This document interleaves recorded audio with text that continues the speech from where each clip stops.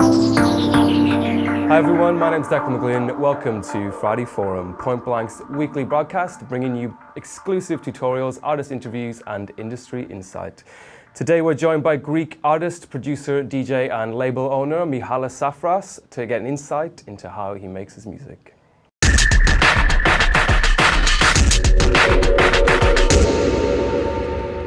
So today we're excited to be joined by Mihalis Safras, who over the past decade has racked up impressive releases for landmark labels like Get Physical, Tool Room, and Skint, as well as remixing trend-setting artists like Kerry Chandler and Booka Shade. His music has been played and playlisted by the likes of Sven Vath, and he currently sits at number 57 in Resident Advisor's top 100 most chartist artists of all time. So today we're going to look into how his track House is House was made in Ableton Live. How you doing, man? Yeah, sorry. Never switch off. It's important. It's important as an artist. You know, the thing is that this is a part of the profession, always with an iPhone or whatever that is in your hand. I'm good. And you? Yeah, I'm good. So you've been playing in Madrid recently, right? Yeah, we had the Madrid Music Days like 3 days ago. 2 days ago I was in Frankfurt, so you know my head is a bit squared right now. Playing out a lot at the minute, lately there is always demand, you know, but it's good. So we were talking before we started the filming, and you mentioned you're still a vinyl DJ. I mean, why is that? Especially because it looked like you were struggling with the bag earlier. Yes, you know the whole story when a vinyl DJ carries a 30-kilo bag, you know. Yeah. And the bad thing is that I don't have, you know, the muscles to do it. So anyway, the main reason why I'm still a vinyl DJ, of course, sometimes, from time to time, I, of course, mix with CDs, but mainly I'm a vinyl DJ because I run like 6 labels, and all of the labels are releasing their music on vinyl. So it's like me trying to sell a product that I'm not supporting. You know what I mean, right? So if I want vinyl sale to grow, then I must show that I play vinyls. So plus it's a vintage thing, and I really love the feeling of it, you know. And another thing is that in every club I go and DJ, for example, Ministry of Sound or Space, Ibiza, there are always a lot of clubbers come and see the booth and say, "Wow, you're DJing with vinyls." And this is a good feeling, you know? Yeah. It's a good feeling. And as a label owner, I mean, you say you look after 6 labels. I mean, is there... Yes, of course I have other persons working for it as well. But mainly, yes, I sort of supervise. You know? Do you ever want to, just like you hear a track and you want to get it out fast, but you got to push it through the vinyl mastering and pressing and stuff? Yes, you know it. You know, it's really hard. And sometimes, you know, there is a trick part of it. Because when you find a really good track and you have already planned stuff, till the time comes which these tracks shall be released, it's already too late and the fashion has changed a bit, and you know there are some tricky parts in this situation. But anyway, it's always good to be involved, you know, in label managing. It's good. Yeah, sure. Do you feel frustrated by how quickly things are changing, and when you're just trying to push one idea in that you really believe in? Actually, I'm not so frustrated, but there is another thing that makes me mad. You want to play the track, and when you're playing the track, or other DJs, when they get the promo from the promo pool, whatever that is, they get the track and they playing it out loud, then it's the best timing, so you can also have sales of the track. And imagine a track being played, for example, in May and released in December. You lose all the dynamic and all the push and all the promo you can have while it's still being hot. You know what I'm saying? Yeah. So this is again a tricky part, but anyway, it was always been like that, you know. So you kind of lose that impulse sale. People go, "Oh, what's that? I like it. I want to buy it." Exactly. It's like this, you know. For example, when they listen to the track, of course, we are living in a period, in an era where Shazam rules. You know, when you listen to a track, tap Shazam, you see what it is. So if you want to have sales, because this is business, right? You want to have sales, and the artists want to have sales because they have growth in their popularity and stuff. If Shazam shows nothing, or whatever software that is, Shazam application, whatever that is, and they can't find it, then you lose, as you said, this impact, you know, thing of the track. Yeah. But anyway, good music. The thing is that good music, it can always have sales throughout the years.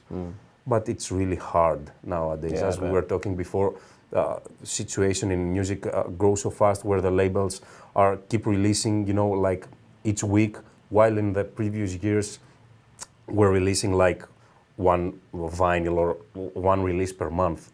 So everything keeps evolving too fast, But anyway. Is there a positive side to that? Into having this... a lot more releases, a lot more labels. Yes, why? Because having so many releases, labels give the opportunity to new artists having their music out there. And this is good for Point Blank, for the labels, for the artists, because the opportunities are growing. It's like while we had a panel at the AD, they were discussing about the opportunities and stuff. And it's like in the past years, for example, they used to produce music with MPC, Excel, with hardwares. And when the technology and Ableton Live and all these softwares came in, they were having this debate, which sounds better, you know what I'm saying? But it's always better to have, the softwares and stuff, because right now everybody can produce, even from home studios, you know what I'm saying? Yeah. Almost 50% have home studios. But in the bottom end, this is a good thing, because you have opportunities to create a really nice track, even from your house, from your place, from your apartment, whatever that is. So always having opportunities is a really good thing, even if it's that production or DJing or whatever that is. Yeah. And speaking of Ableton Live, I mean, you mentioned you've been producing for more than a decade, is that right? Yes. So what did you start on? What were you producing when you first started? Well, the thing is that I won't say my age, but I'm DJing for like 18 years now. Okay. Of course, tech house was not something that can be described as it is right now. So we were all started from craft work and all this stuff, whatever that is. So I mainly grew up like a techno DJ. I won't say names, but proper banging techno and stuff. So my first releases were towards that direction. So I was more like a techno producer. But if you are into this business, you must follow, the flow. So slowly and from time to time I changed my style, and we came up to 2014, which I go into more housey direction right now. So from techno we went to house, but anyway, this is another topic, another discussion, if we can say that. Yeah, sure. So this track, I mean, it was done in Ableton Live, as we've mentioned. Yes. So the track's called House is House, is that right? Yes. Yeah, so this matches perfectly with what I previously said, that this is a house tune. It's not a techno. So that means that all elements that we have used into the project are pretty basic, because this is what's all about. I mean, you have to have solid elements, solid parts, which are pretty simple. Not spend too much time into, how can I say, doing tricks and stuff, because this is not dubstep, if you know what I'm saying. That has all the effects and all these, small cuts and breaks, and it's pretty basic. So this track was made like 1.5 years ago, so it's not super fresh, and it's pretty basic stuff. Beats, a bass line, some rims, some effects. Of course, the synth that it's building up slowly, and we'll go through it in a moment, I guess. So, do you want to, I guess you've got the kick solo, so it's a good place to start. I mean, yes. Is that from a sample pack or something you made yourself, or? All right, then I will have to look at the camera. This is promo time, guys. So, actually, this kick was part of a sample pack I'm doing for a Beatport in September. It's called the 101, in collaboration with an artist called Nikki. This is the kick drum, which is, it's not from a sample pack. It's created by me, but it is part of the sample pack. So whoever likes to buy it in September, they can from Sounds to Sample. And how did you make it? Pretty solid gear, which is MPC. I mean, It's like the king of all hardwares. So when I started this track, I created the kick, like you can hear. I put it. I use the UAD card, the Satellite Quattro, with some effects on. So this is the result we are listening to. So when I started making this track, I didn't have any specific tune in mind. You know, it's like when you're trying to make a draw, right? And you're starting from a small house, whatever that is, and then you see the full picture. So the whole track is a result from me sitting in the studio trying to make some loops, and you know, step by step, you say, oh, this is going really well. So I put in the elements, you know, I had in my head. I, of course, had in my head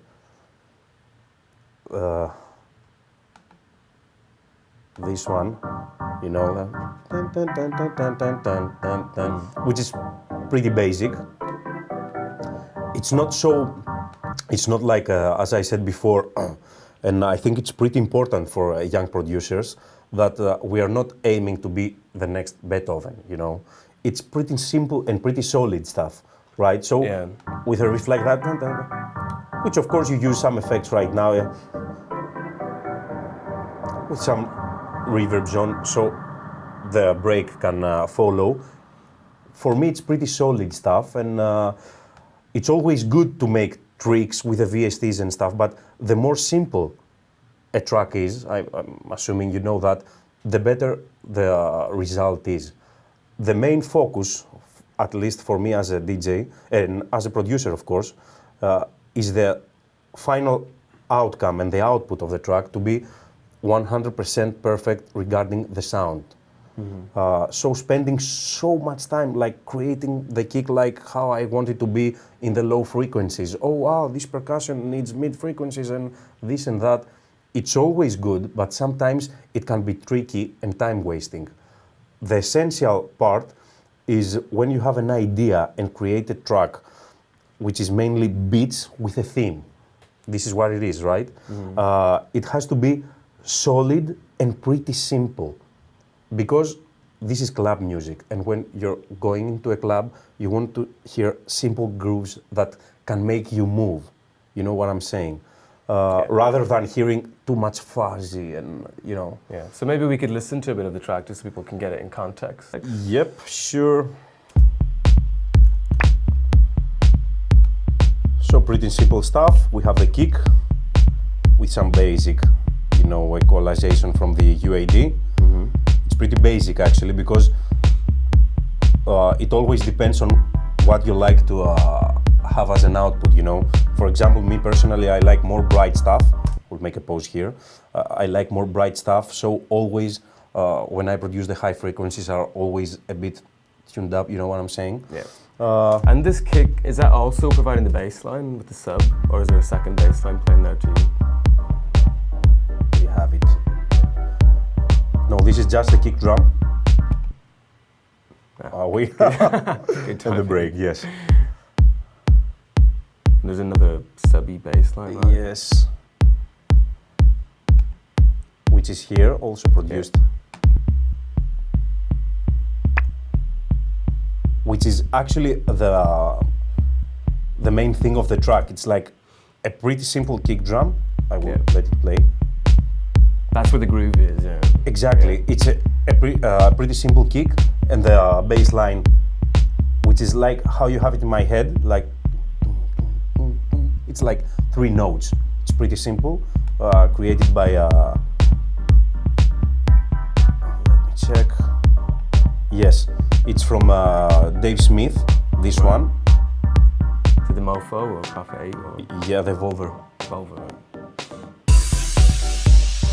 So actually the first like 30 minutes is like DJ friendly, just have the kick and the bass line, which is actually where in the past I used to make some mistakes in that, and many producers do, that from the start of the track they are already filling up. They do not have this progression that a track must have. So let's make a run through the track.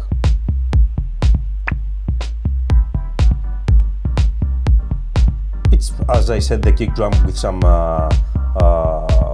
bass equalization, the bass drum, and of course after 30 seconds the track goes into a flow where it will lead into the first break, which is over here, right? And this is the synth, which is again, it's pretty simple. This was the melody, and I converted it to a loop, which is pretty simple. It's nothing much, but this is, and here some reverb. Here, as you can see, that before the reverb, before an element comes out, I prefer to open the reverb a little bit so it can leave a tail, you know, like this. Let's listen again.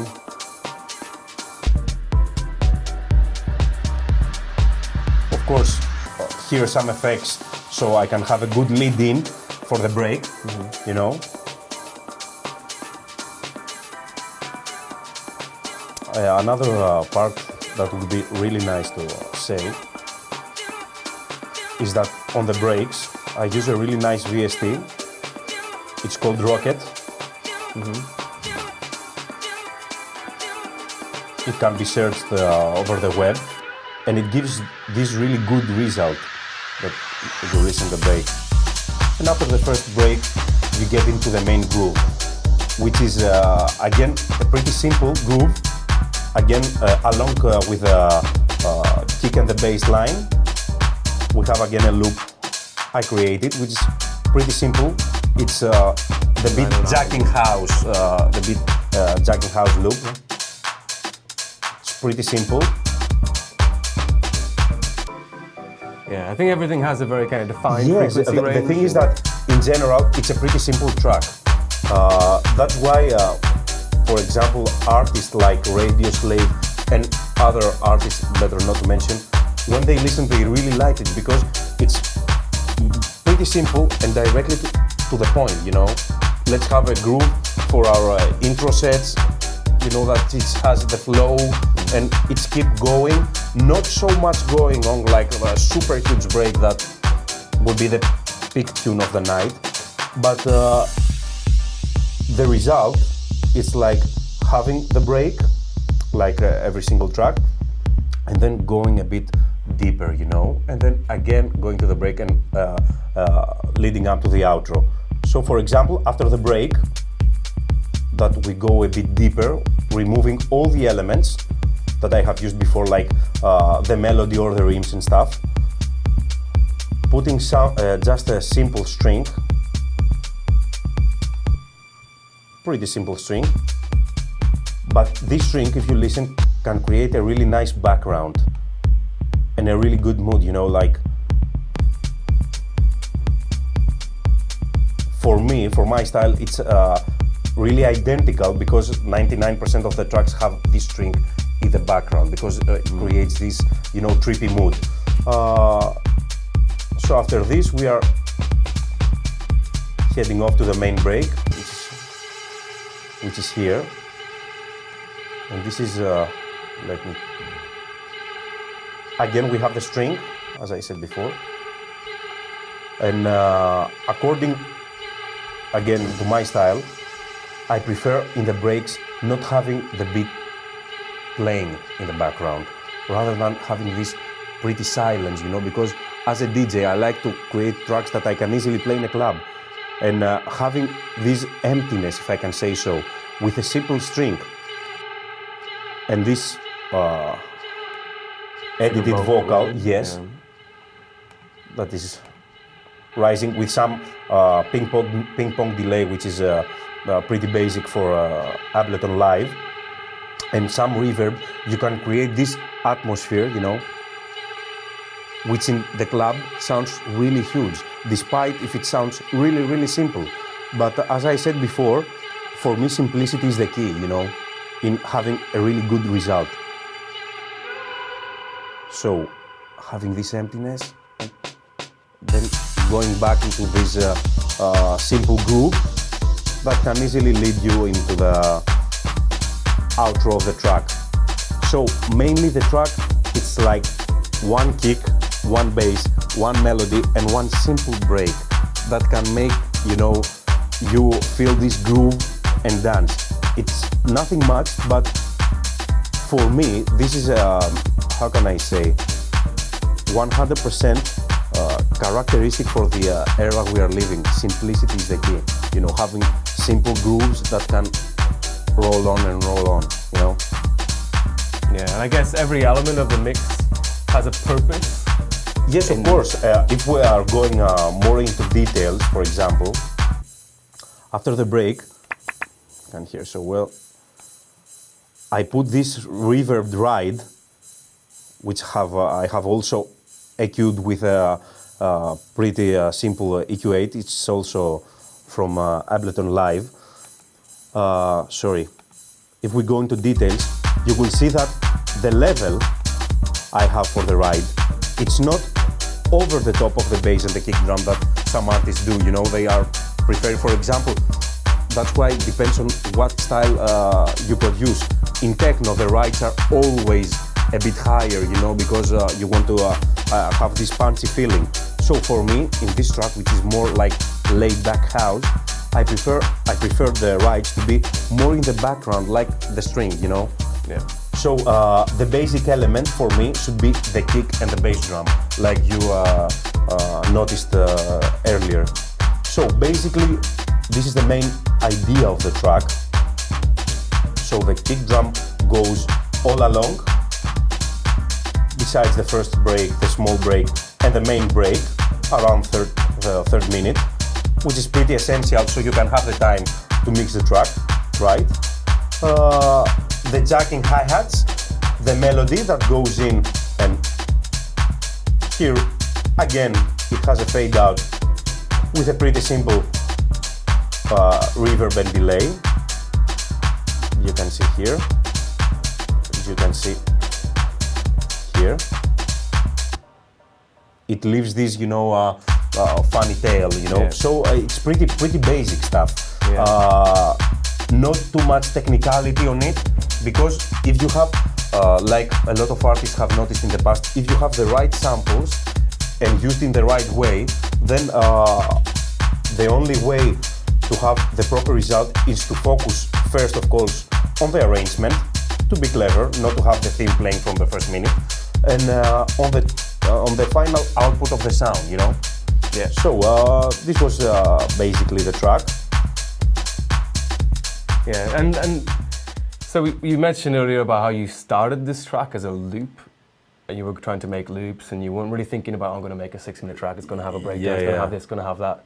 Would you recommend going into a project thinking, just have fun with it, try and design a nice sound, and it might lead you into something, rather than having this exact plan before you start?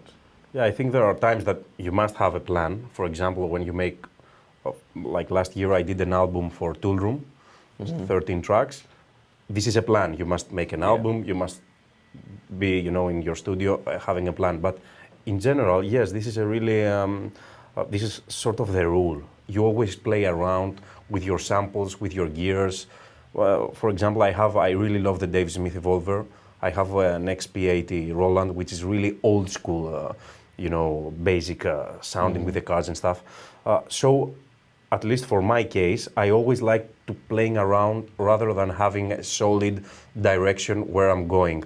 So, in specific for this track, I had in my head like dun dun dun dun dun, and I tried to put it on the XP80.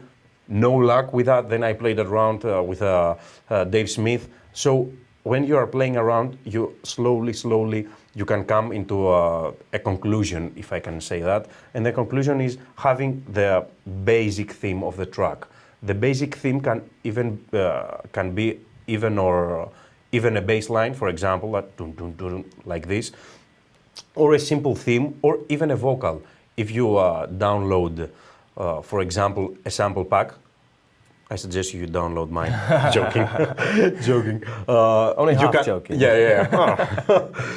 You can chop some vocals, you can rearrange and create your own, if I can say, sample. And by playing around, you can create your own theme, if the main theme is a vocal. So, yeah, to answer, it's more like, let's play and see how it goes, you know, Yeah. more into that direction. New ideas trigger new ideas, and they trigger another idea. Yeah, it's like step by step. It's like we were talking before. When you want to reach somewhere, also let's have an educational topic. Like Mahatma Gandhi said, if you like to go like 1 kilometer, you start with one step in order to achieve the 1 kilometer, road you have. So you're starting with maybe a kick drum, maybe a bass line, rather than having all these samples into a project. Like, oh, I have 10 samples, I will put them all into a project. Start with the simple stuff. And as a label owner, I advise this to producers. The simple a track is, the better. Because it's DJ friendly and everybody can DJ it. If it's super unique and super sophisticated, then it can get tricky. You will have guys that say, oh, this is not good. But if it's simple, it's like when you dress. If you are dressed really simple, nobody, will have bad words, or, what I'm saying. Yeah. So, I mean, you mentioned your label, and it's called Material. Yes, and, yes, Material, yes. Do you get a lot of demo submissions? I mean, what are the trends with the demos you get, and what kind of thing do you like to get, and what kind of thing do you hear a lot that you think consider a problem? Yeah, the thing is that with Material, it started as a techno label. Me and Mark Broom started it together in 2005, 2006, somewhere like that, as a only vinyl label. This was the period where the digital shops were growing really fast. So we started as a techno label with some artists that are legends by now. But if you have a label and you consider this not as just fun, but as a proper business, you must follow the trends with the pros and cons. I mean, this is also in fashion, it's the same. So, as the time passes by, Material turned into more tech house to house, if I can say so, label. So, to answer your question, we like to receive everything, because Material has its sub-label, but mainly we like, as I previously showed, simple grooves that have this unique theme, if I can say so. Something I call ID. They have identity. So you can say, oh, this is from Material. So, for example, tracks like The Love Too Deep, which is really high on the charts right now, it's the latest Material. It has this vocal sample that says Love Too Deep. You can easily remember that, in a track. So basically, we are aiming for tracks that have something to remember, when you listen them. So this is what we are looking for right now. Of course, the trends, as I said, changing, rapidly. So, and what kind of thing do you get? What's the first thing that'll make you go, oh, we don't want to sign that in a demo, not just in production, but maybe the way the email was worded, or what would be your advice? Yes. For someone who gets a lot of demo submissions, how to present your demo in terms of yes. This is email and the actual production. Yeah, this is a really good one. It's also being discussed in a lot of panels. And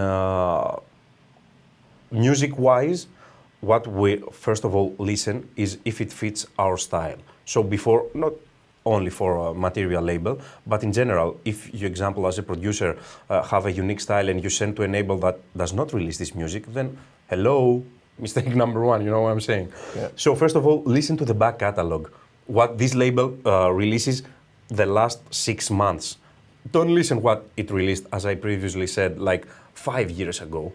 Let's come to now, This is music-wise, and of course, as I said, you can easily have, for example,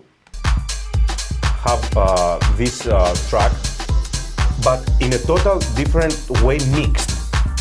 It be more complex, and the final output, the mixing, will be like the kick too low and the rides. These are all things are, how can I say, elements that must be in the same line as the label. So, for example, in Material, you will rarely listen a ride being on top of the kick, which is a total characteristic of techno tracks. So this is regarding music-wise.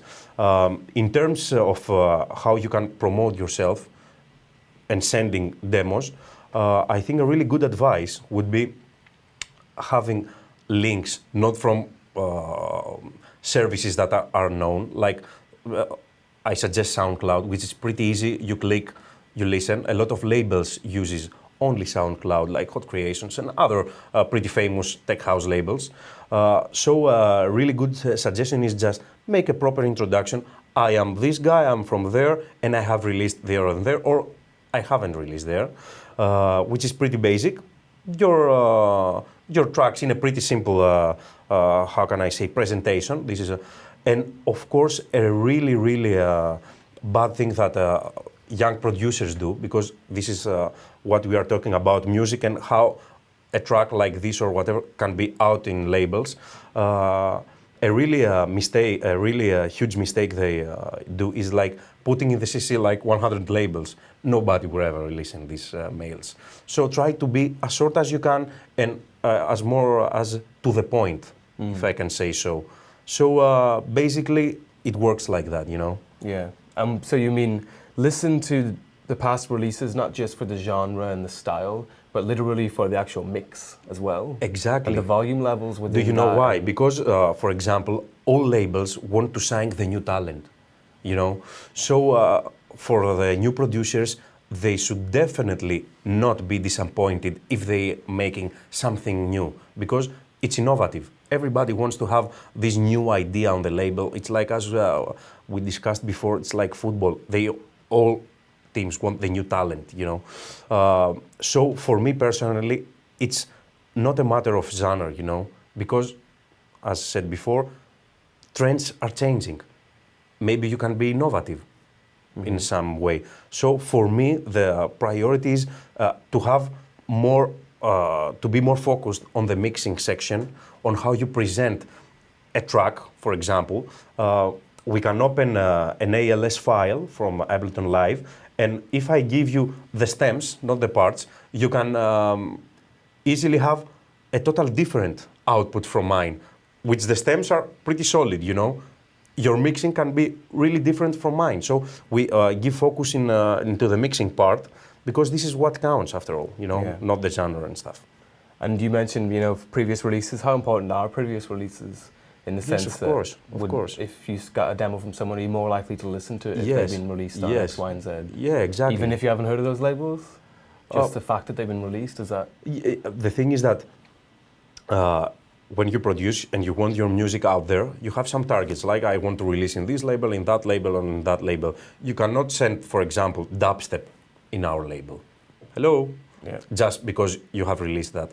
And also a good advice is for the young producers is that they should not be disappointed and putting, how can I say, the limits too high, the bar too high, if I can say so. You can go step by step, aim to a bit lower popularity label. So when you achieve this, you go to the next step. Most of the artists are, because even if you are young or producer or no, you are still an artist, right?